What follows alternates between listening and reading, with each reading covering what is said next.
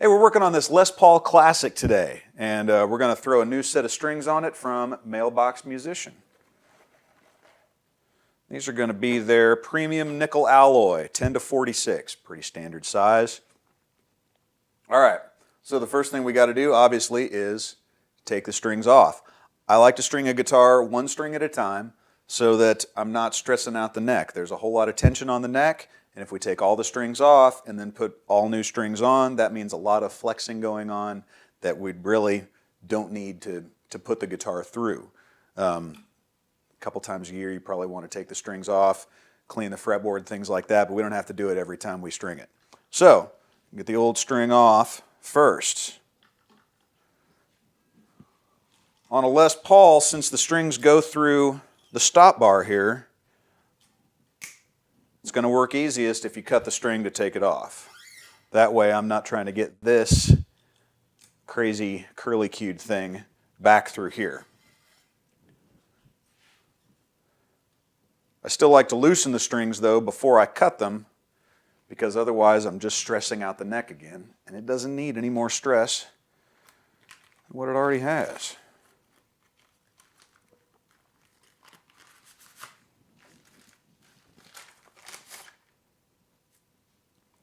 So we got the old string off. We can take a look and make sure that everything looks good. It does. The saddle slot looks good. Nut slot looks good. So then, now we're going to run this through the back of the stop bar. You want to hang on to this thing because if you let it flop around, there's a good chance it's going to knock the top of the guitar and put a ding in your finish.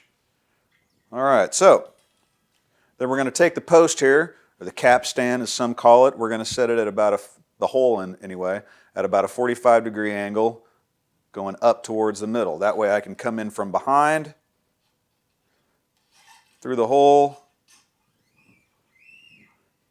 give myself about that much over the fretboard, bend it both ways. Some schools of thought claim that you need to tie a knot or do some kind of overlapping maneuver. It's not really necessary. All you got to do is run it through and give it a bend. It's not going to go anywhere. And then I wind it on. You want about 2 to 3 winds around the post, winding from the inside out and from the top down. We don't want any overlapping because that's going to create an unstable situation. It's going to mess with our tuning.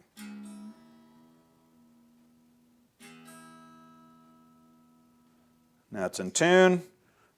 Cut the excess off. I like to cut them pretty short so I don't poke myself. And now we're just going to give it a few stretches.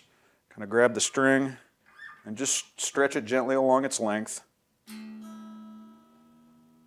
And it'll go flat. And then I'm going to keep doing that until it doesn't go very flat or it stays in tune. And that way I know that when I'm on stage playing, I'm not going to have to worry about the guitar going out of tune very much.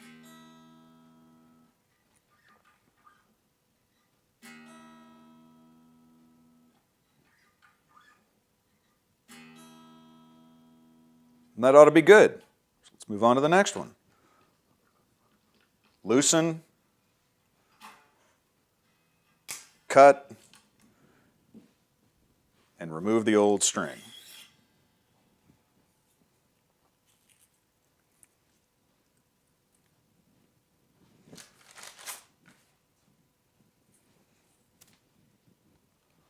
Run the new one through from the back.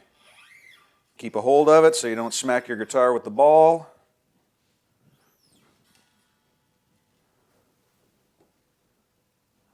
.45 degrees in the hole on the post. Run it through from behind. Give it a bend. Wind it on. Inside out, top down.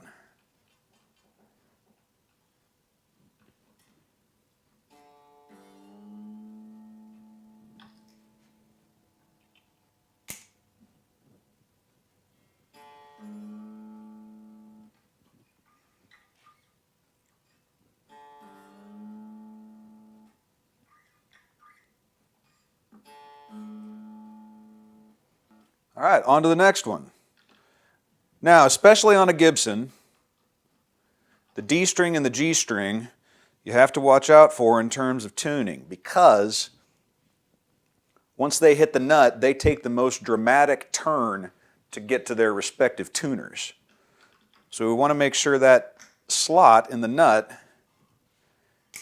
is smooth and free of debris.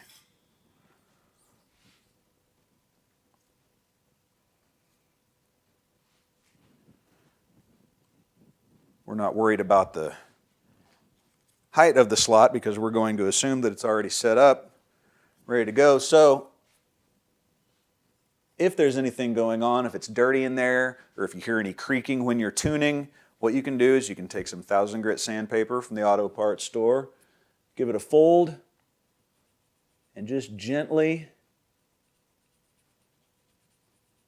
run it in the slot. All you're doing is cleaning things out. 1000 grit is fine enough that you're not going to take off any measurable amount of material. And then it doesn't hurt to come down here and maybe hit the saddle too. The smoother things are, the better they'll stay in tune.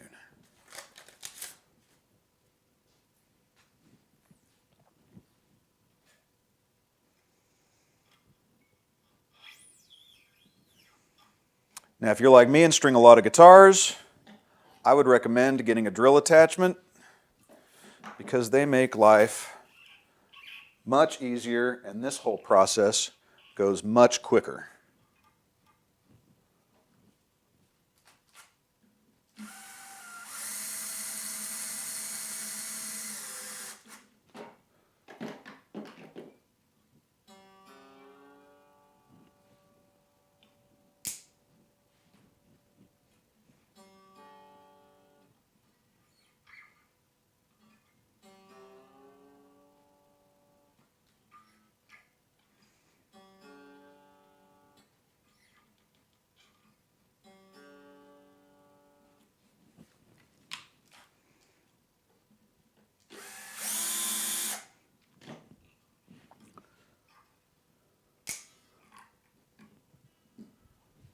Moving over to the treble side of the headstock,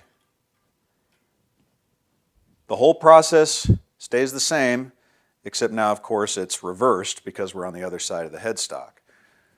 Plain strings can usually benefit from a couple more winds than the wound strings.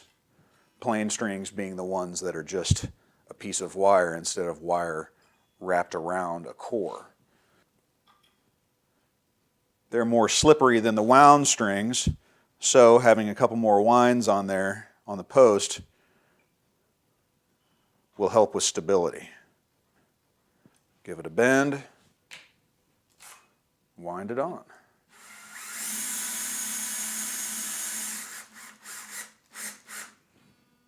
Other thing to watch out for on what we call a tune-o-matic style bridge, make sure you're on the saddle when you start winding. If you're down here and you get it all up to pitch and then realize that you weren't on the saddle, you're going to end up with a kink in the string, which could cause some issues. You could end up with some weird buzzing. It's just no good. We want a nice straight string.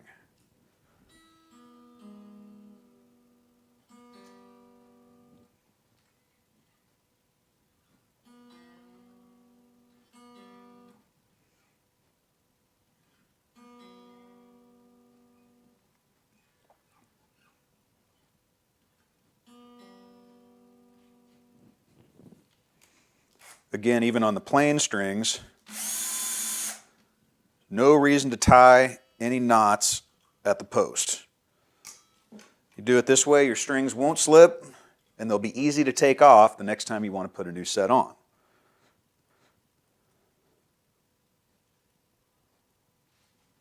Or, if you take your guitar to a repair guy, he won't be cursing you from getting unexpected blood tests from your old strings trying to untie the knot that's on the post.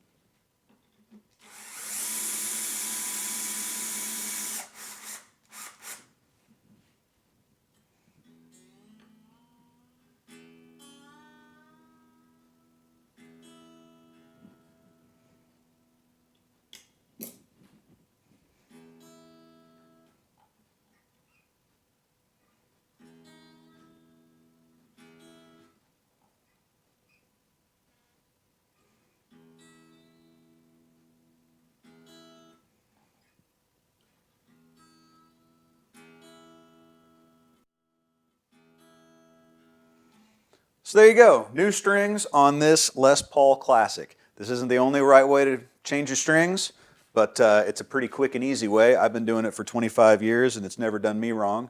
So hopefully it helps you out too.